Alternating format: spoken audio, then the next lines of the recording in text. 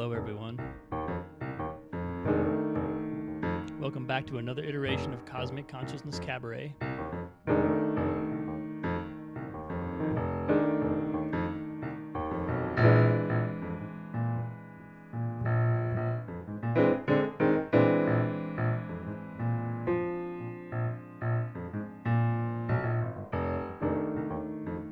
It's a beautiful day here in Albuquerque, New Mexico, as it always is.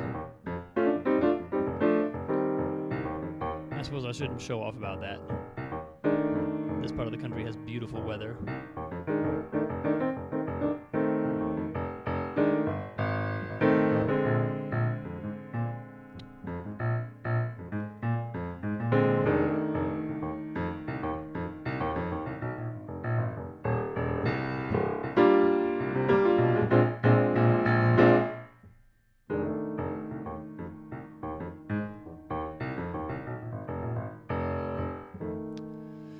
It's another beautiful day, and I'm here to discover with you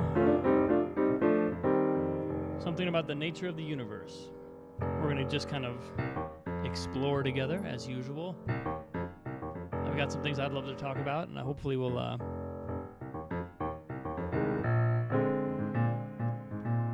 maybe we'll have a little bit of a dialogue.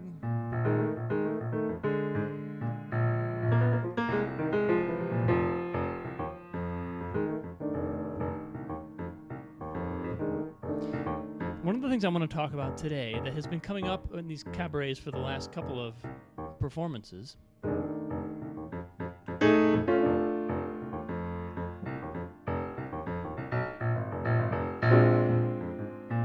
is the idea of cycles.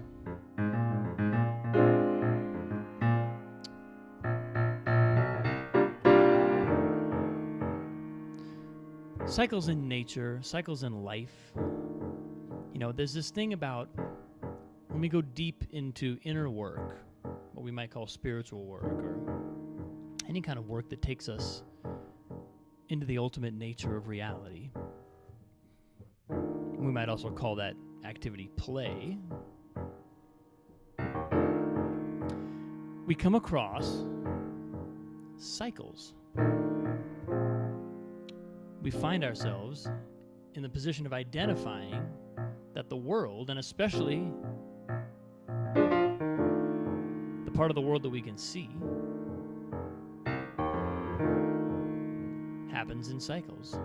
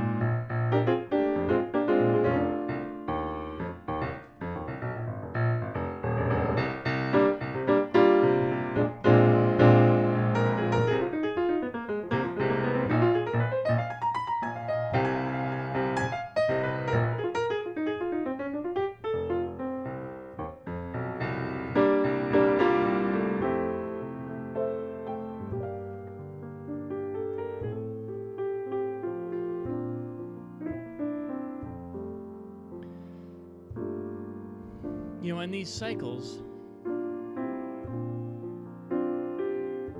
sometimes they're pleasant, And sometimes we're at a pleasant point in the cycle. Sometimes we're at a place where we kind of like it. It's a sunny day. It's a gorgeous moment of life. Other times,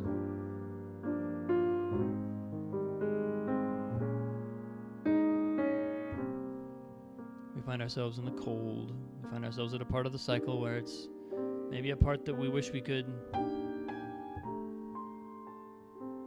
get through a little faster.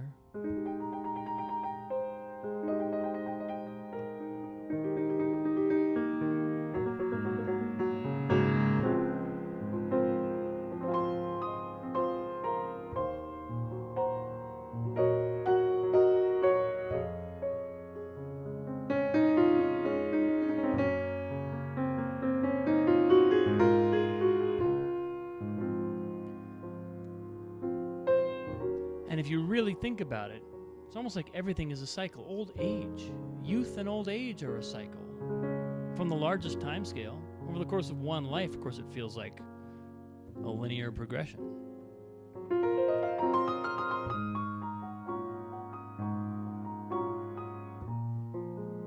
But over a long enough time scale, it turns out everything in manifestation is moving around and around and around in an endless circle or spiral.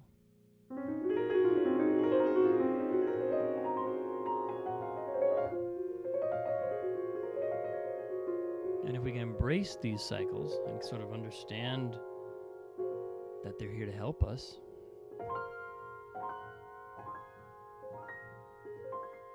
I mean, why would the world work this way if it weren't to our benefit in some maybe unknowable, but maybe quite knowable capacity? So what I thought I would do to start this iteration of the Cabaret is play a kind of musical interpretation of cyclicality, a musical interpretation of cycles. I'm just going to let myself imagine what a vibrational cycle might sound like, what a musical expression of circularity or of spiral nature might sound like.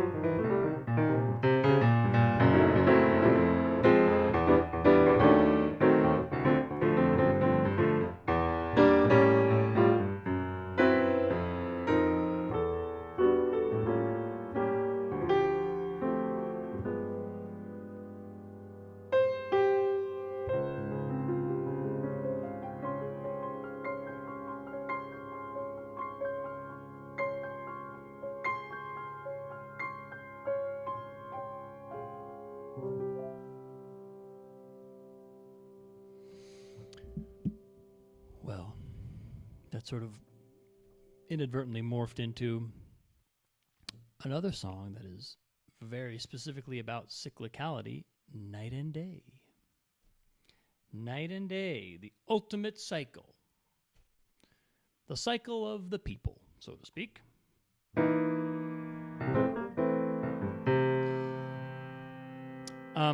Another thing I kind of wanted to explore today, this is just something that I don't know, it's the thoughts that move me when I'm left alone to ruminate. And there's this feature of doing deep work that sort of puts us into a paradox. A paradox being a situation where we have to do or embrace or hold two completely irreconcilable things. And spiritual work, spiritual progress, spiritual evolution, the kind of work we do when we try to go beyond the world, takes us in two diametrically opposed directions of travel. It takes us into the world of possibility,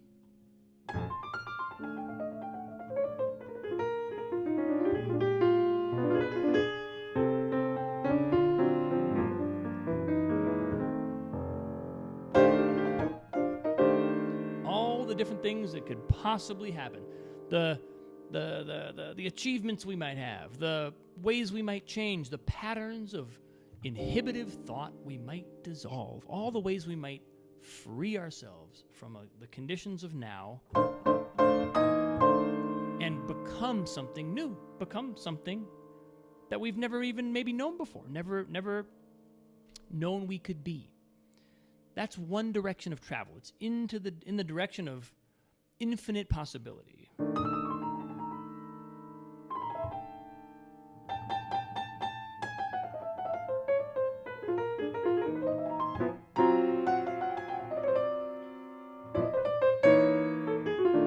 Seems to be expressing itself in a series of incredibly disconnected random notes.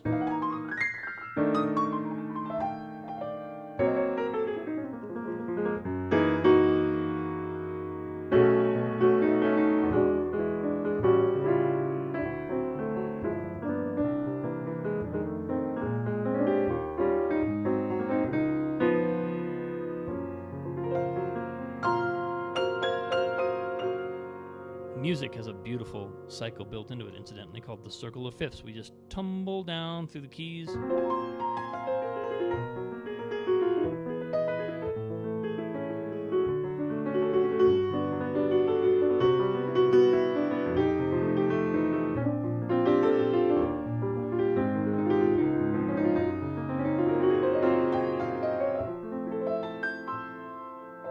Closed system. Around and around and around. So what keeps it interesting within the context of these cycles that we're going to repeat is new possibilities for expressing that cycle. That's what turns a cycle into a spiral. Something changes every time.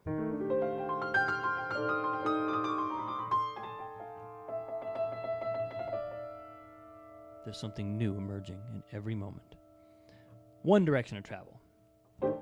The other direction of travel is fully into the world as it is now.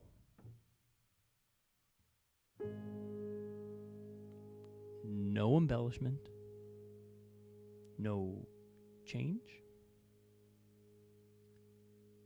Living in the reality of the fact that the world is perfect as it is, even if nothing ever changes. The world is already perfect. All those possibilities we can see, all that future we can imagine, all that imagination that can run wild and create universes of new experiences and sounds and lights and things and possibilities. None of it's real. there's a moment, a non-time moment, an out-of-time moment in which no change takes place. Nothing ever changes.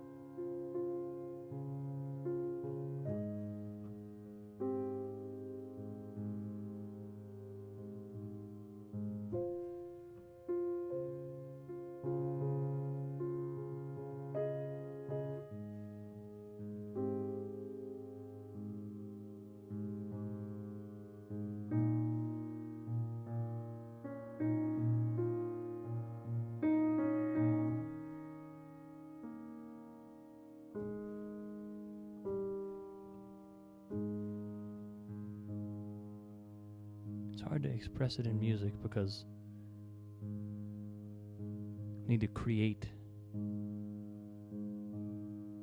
the sense of existence without change, which is impossible. The only way something can never change is if it doesn't exist. If it doesn't enter the flow of time, then it can't change.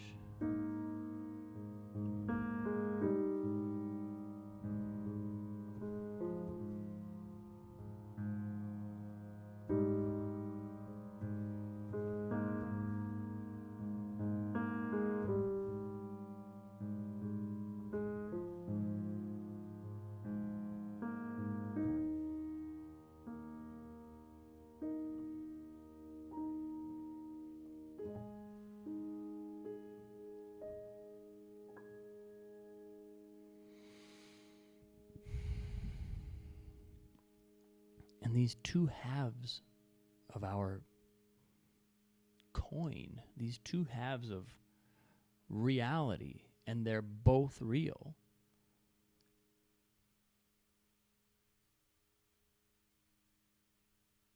are so vital. This is it. This is the work.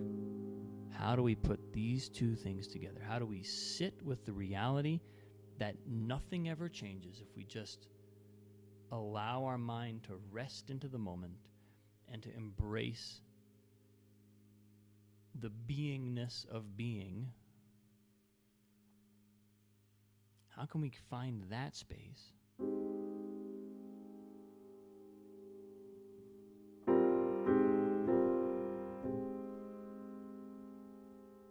And combine that, or simultaneously, not even combine, because it doesn't combine. It's simultaneously hold that space of infinite space in which there is no limitation. There's no possibility, because there is no thing.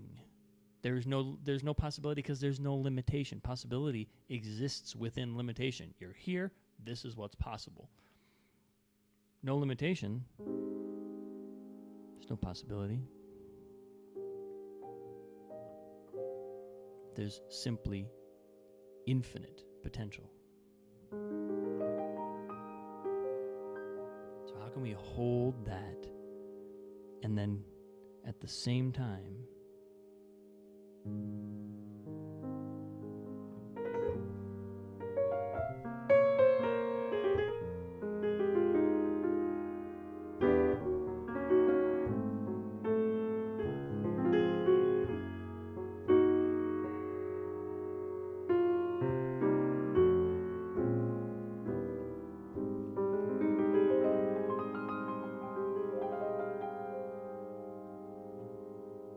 invest in that half of the coin that does exist, that does have possibilities, that does have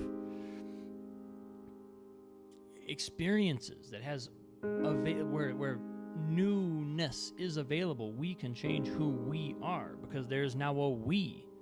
There's an existent human ego. There's a personality. There's a life, a history, a past, a future.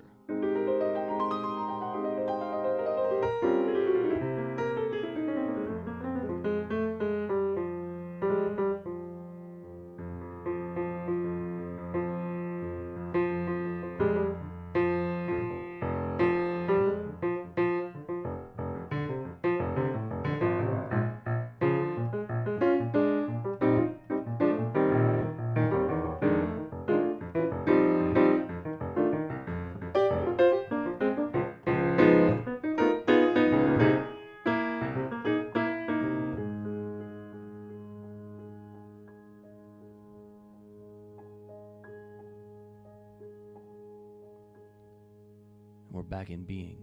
From being to becoming, to being to becoming. What an incredible, incredible journey. What an incredible mystery that life consists of these two irreconcilable, completely non-intersecting dimensions of reality.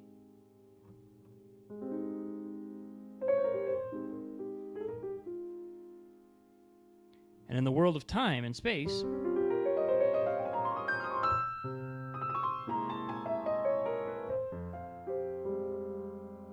we get cycles. Why do we get cycles? Well, because the world of time and space is limited. The infinite is not limited.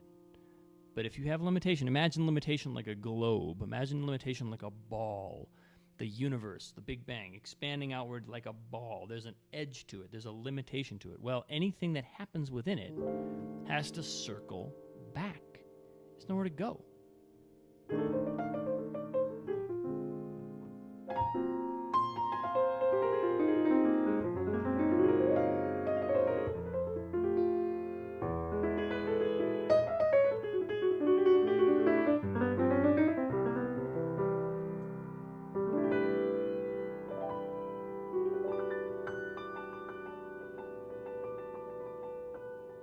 Because we get different inspiration from these two domains. Sitting in meditation, connecting with being, is a great way to realize that no matter what is happening in our life, nothing can be wrong. It's literally impossible for anything to ever be wrong. In that place, in the place of the unmanifest being, it's impossible for anything to ever be wrong. Nothing can ever be wrong because nothing ever changes. So there's nowhere for the wrong thing to turn into. There's no wrong thing in the first place. There's just this presence.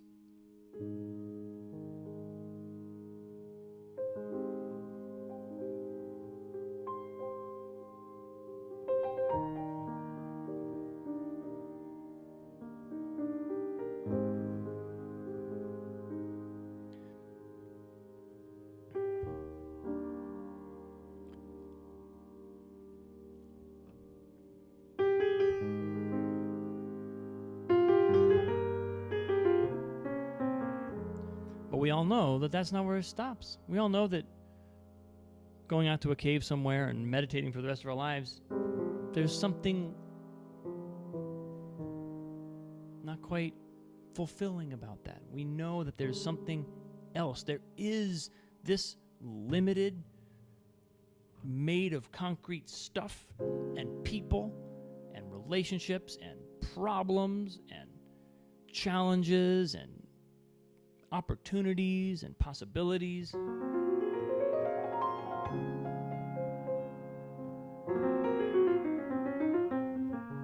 We know we came here for a reason. We know that if it was just fine to be in the unmanifest and for nothing to ever be wrong, that's what we'd be doing. Because why not? You lived in a place where there's nothing wrong.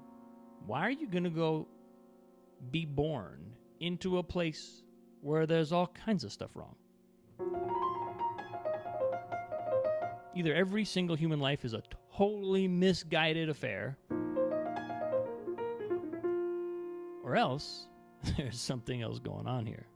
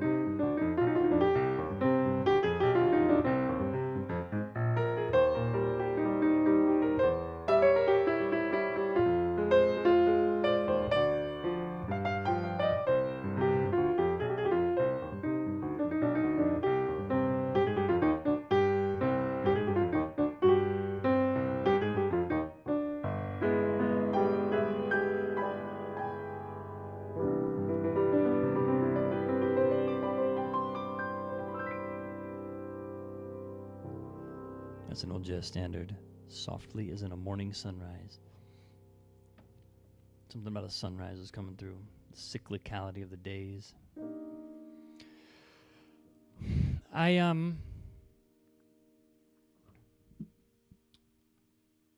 had the thought, people.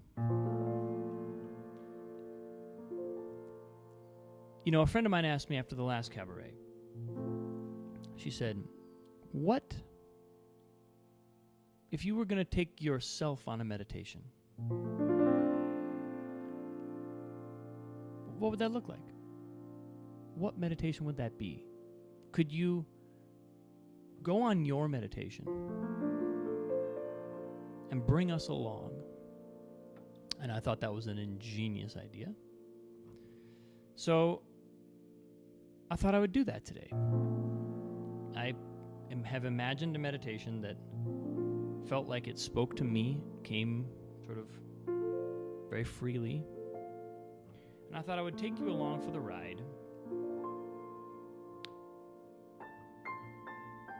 And hopefully it'll speak to you too. So if you're not driving a car, if you're not doing something where you have to stay alert and safe, then go ahead and have a seat, or you can lie down and just close your eyes and tune into your breath for a minute.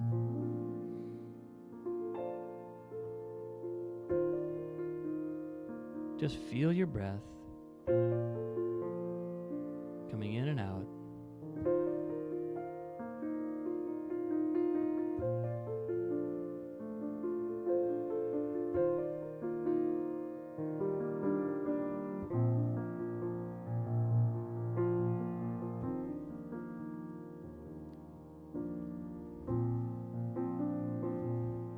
And wherever you are, you can imagine yourself as you're with your eyes closed. Imagine your surroundings. Imagine, if you're sitting in your house, you're sitting in your bedroom or your living room, wherever you are. Imagine the space. Keep your eyes closed, but just imagine where you are and look around the space. Notice the space you're in. And if you'd like, if you're in a space that doesn't particularly speak to you, you wish you were somewhere else, imagine that space.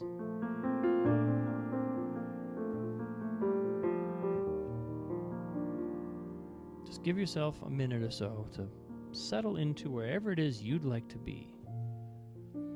Feel your body, feel your breathing.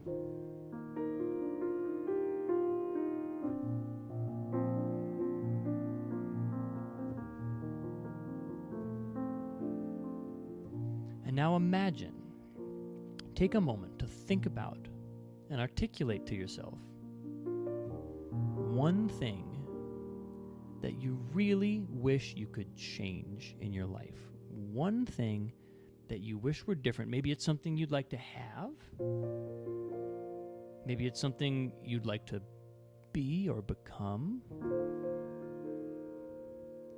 Maybe it's something you've lost.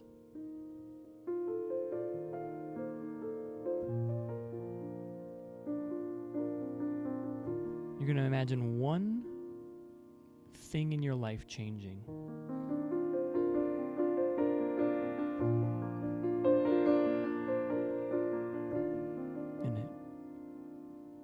And just imagine how your life will look once this change takes place. Imagine the details. I've got mine.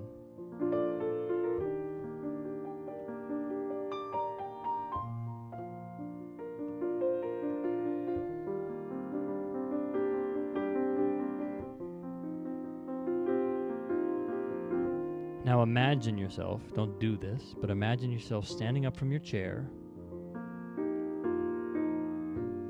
and walking outside.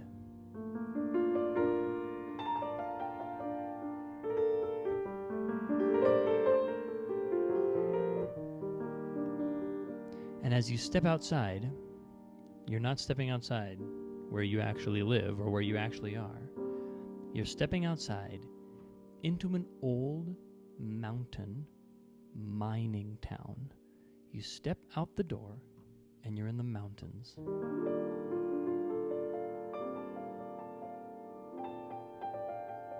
You look up at the mountains. You can see the mine shafts dotting the hills.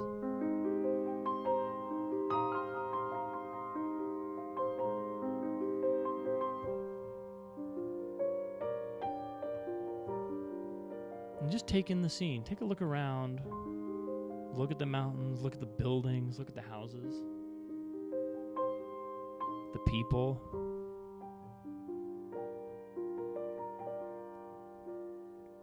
Just take it in. You're in a scene. You're in a town where people come to find gold. You're in a town where people come to find their fortune.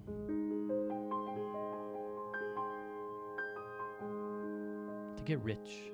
To strike it rich.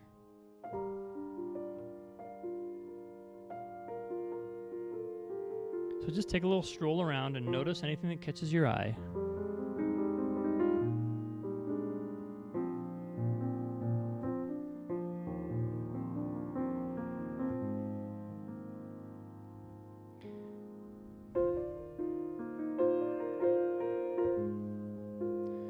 And you're going to find yourself in front of a storefront.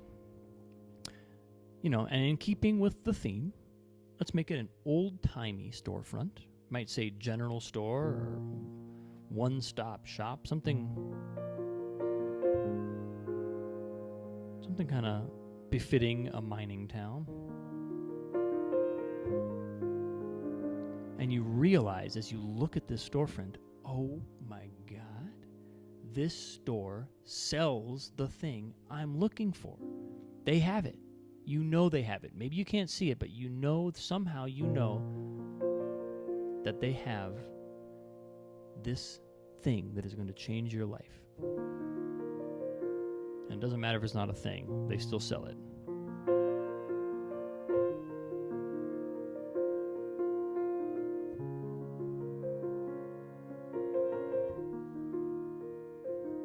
So imagine walking inside the store and walking up to the counter.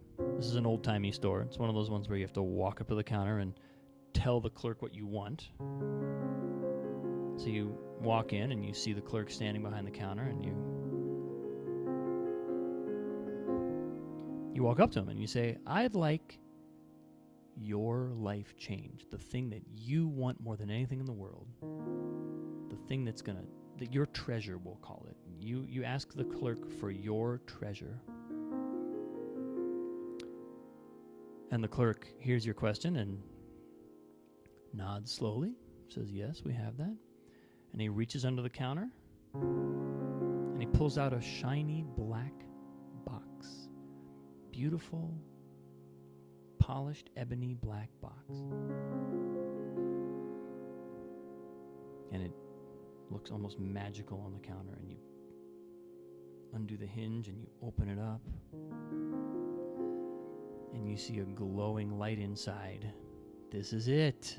This is the thing that's going to change your life. This is the one thing you want to change in your life.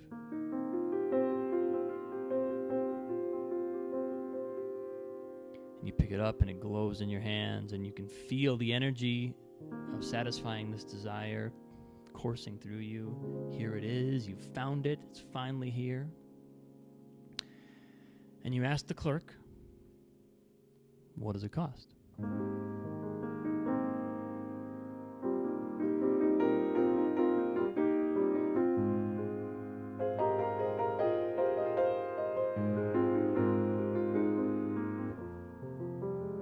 And the clerk says, the cost. Yes, people always want to know the cost.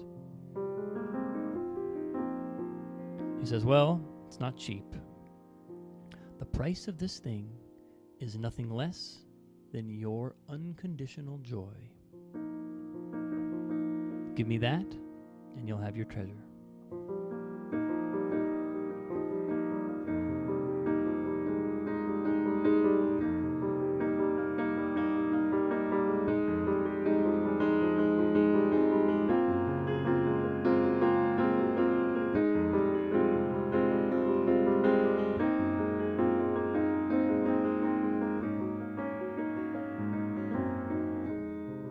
Take this in for a minute. My unconditional joy. the bliss of being the substrate of my existence. I give that up. Maybe you weren't even aware that you had it on you, but you check your wallet and yep, my unconditional joy is right here, right next to my Bank of America credit card. You pull it out of your wallet.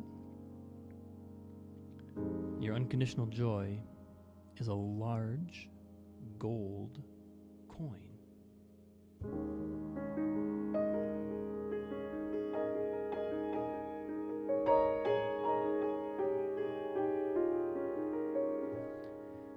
And you hold it in your hand and you just look at it for a moment. You see it shining. It's heavy. A big, solid coin with a kind of glowing white light. It's almost like there's light glowing within it. You kind of hold it out in front of you and you see a little wisp of light, like mist, rising up from the coin. And this joy, this light mist sweeps towards your body and it enters your body and you feel it warming your heart. You feel that sense of perfect home. It's like that feeling of knowing I belong, I am loved, that feeling of that never really goes away. It spreads warmth into your heart and warmth throughout your entire body.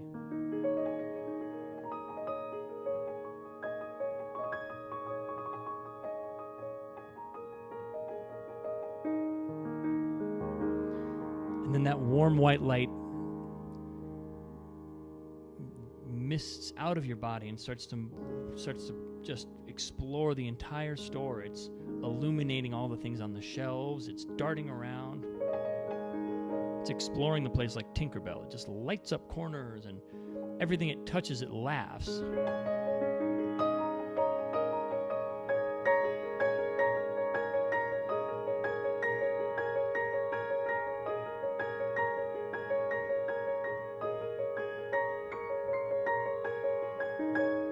You see it illuminating the shelves, illuminating all the merchandise, illuminating the other patrons, illuminating the clerk.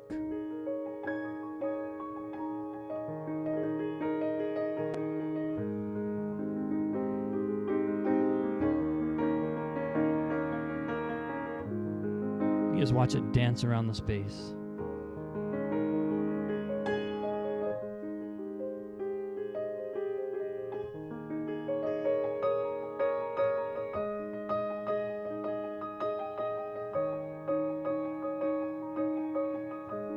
Your unconditional joy comes back to you, and in a swirl of light in front of you, it turns into a smiling face. You watch it smiling at you like a dear friend. And you stare at this smile, this warm, light, beautiful smile. And as you watch, the smile remains constant.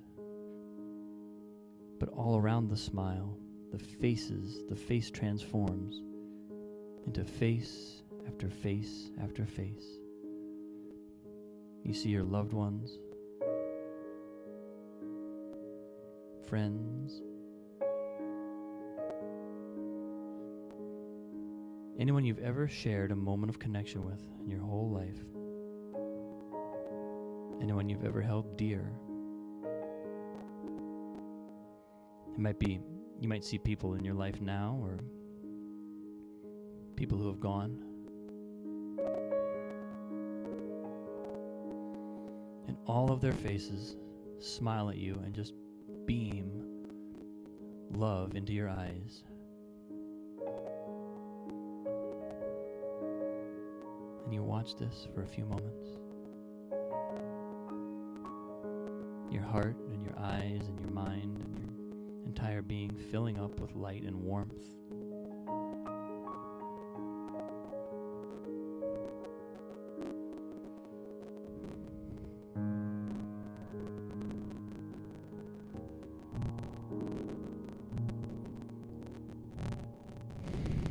And then the light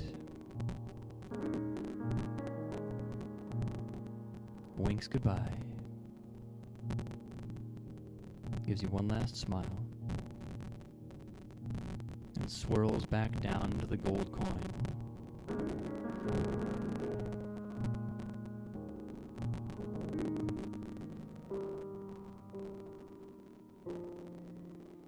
You hold the coin in your hand.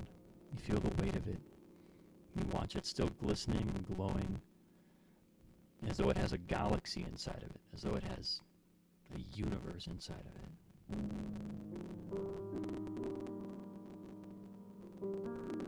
You feel the weight of the coin.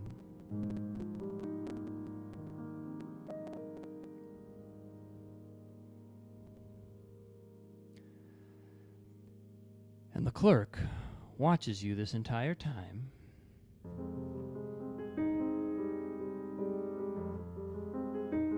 And when you look back up at him, he holds out his hand. And he gestures for you to give him the coin, for you to pay.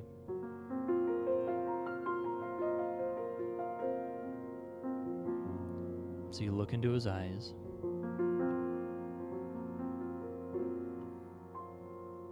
You take another look at the black box on the counter.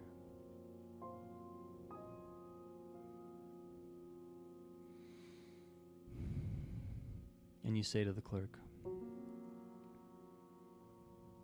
"No, thank you." You push the shiny black box back across the counter. And the clerk smiles a big, broad smile that just gets wider and wider and wider. His eyes meet yours, and he laughs and says, "I thought so."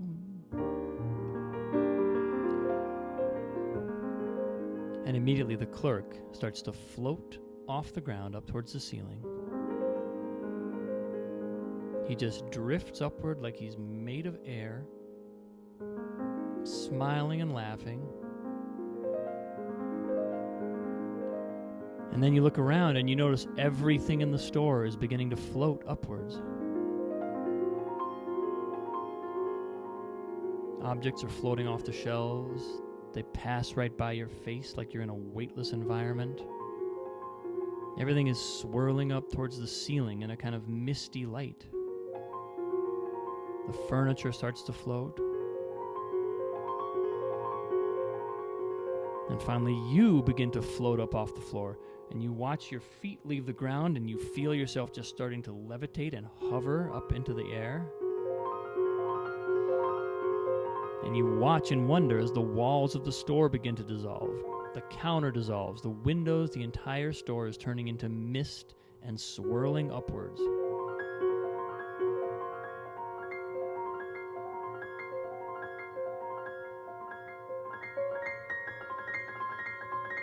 And you float up higher and higher and higher, and this mist swirls until it becomes like an upward vortex. And you rise high above the earth, shooting out into outer space. You soar past galaxies. You fly around planets and suns. You dive in close to planets, and you see alien creatures smiling at you and waving.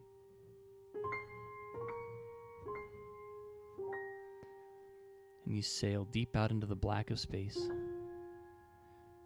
and you see the infinity of the cosmos stretched out in every direction.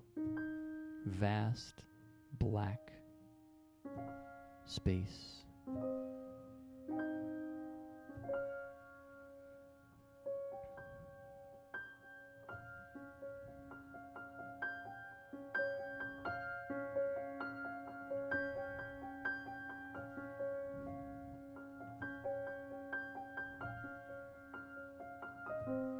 You finally feel your body begin to drift downwards. It's like there's gravity taking hold of you again.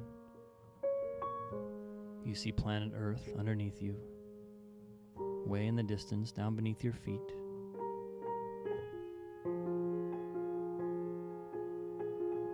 And You keep drifting down until you can make out the continents and the oceans of planet Earth.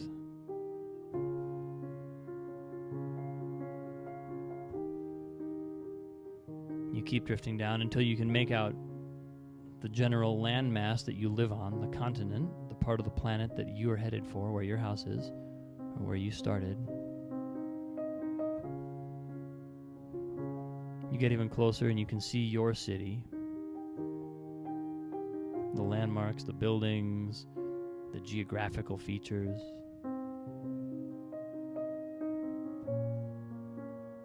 Finally, you get close enough to see your own neighborhood.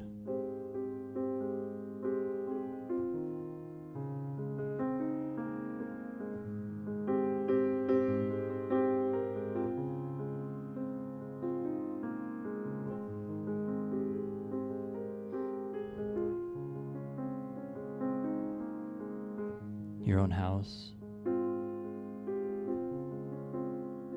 You continue drifting down and you see your own house below you. It's like you make out your own roof rising up to meet you. And when you reach the roof, you drift right through it as though it were a hologram. You land right back in the chair where you started.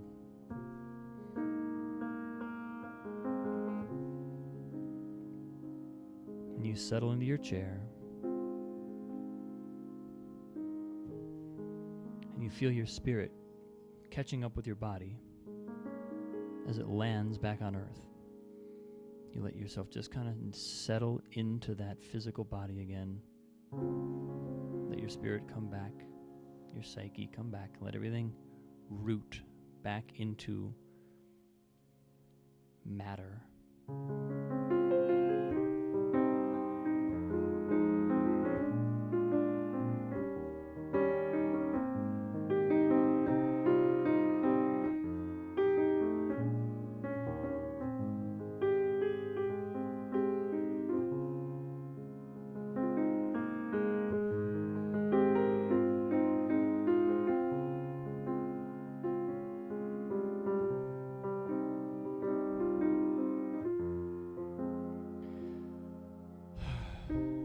And as you come back into your physical self, you feel the presence of something in the house.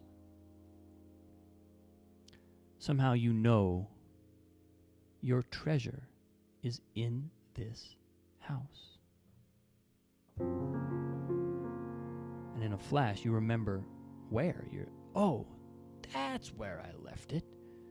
Might be I left it in the closet, or it's under my bed, or it's in the glove compartment of my car. You remember where you left your treasure.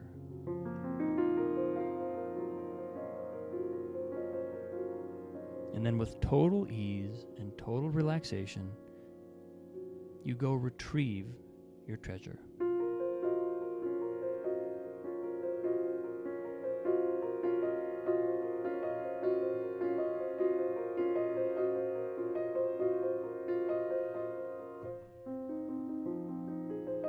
And wherever it is that you found it, you open the drawer, you open the closet, whatever it is, and you see the shiny black box from the general store.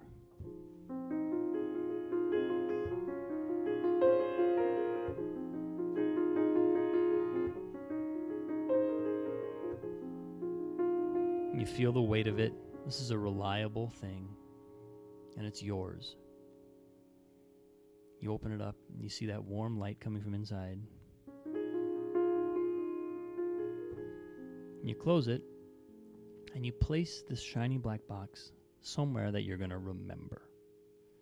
Somewhere that you know you're always going to know where to look for it.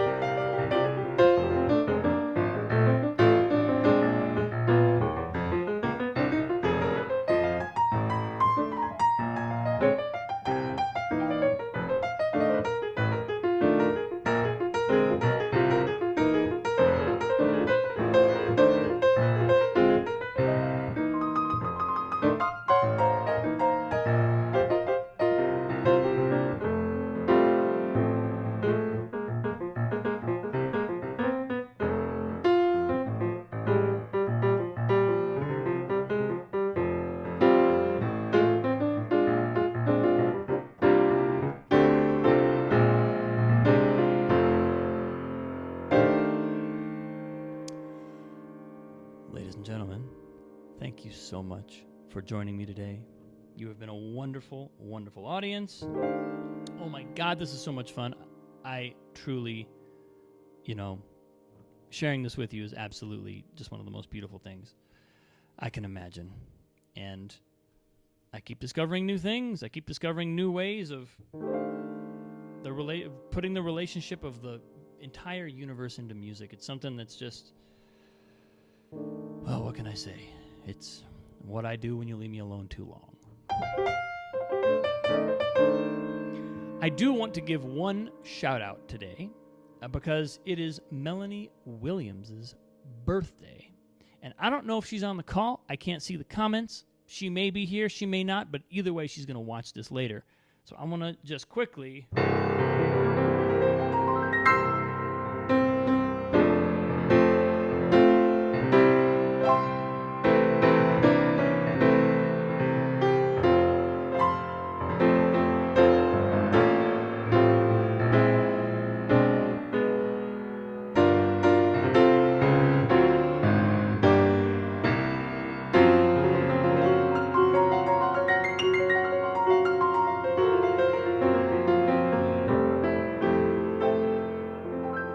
Happy birthday, Melanie. Have a wonderful, wonderful day celebrating you. Much love to everyone else. And come back next week. There's going to be another one of these, 3:30. I think we're getting the hang of this time. Thursdays at 3:30 Mountain, 2:30 Pacific, 5:30 Eastern.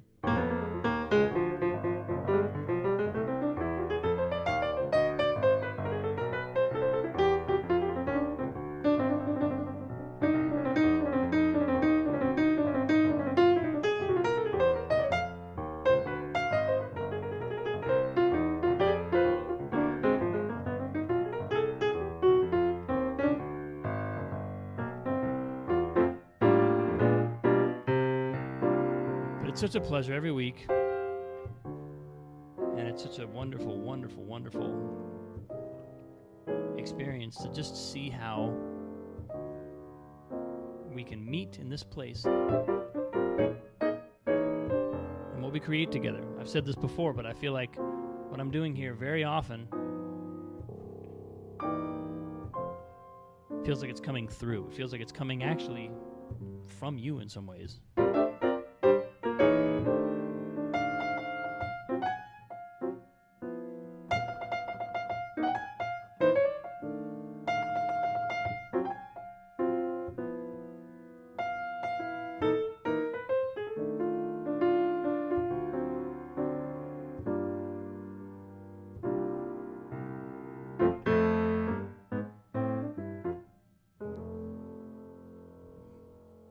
Much love, people. Have a wonderful rest of your Thursday. Thank you for being here with me. I'll see you in a week.